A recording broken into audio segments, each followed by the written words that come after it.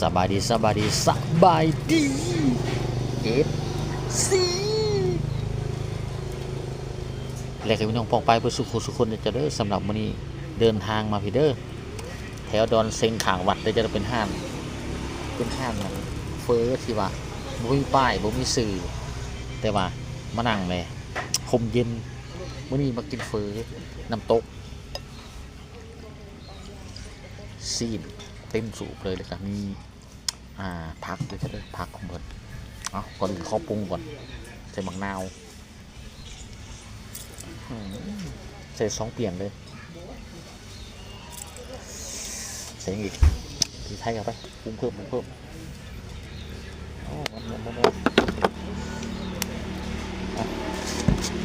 ตัดซ้ายนิดนึง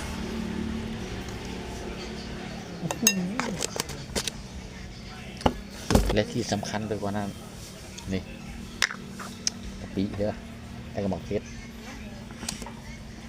มาลงมือเลย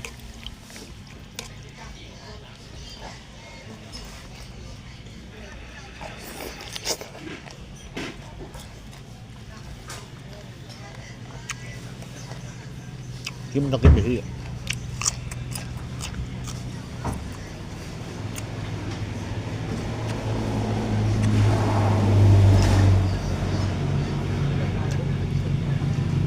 มันกินไปที่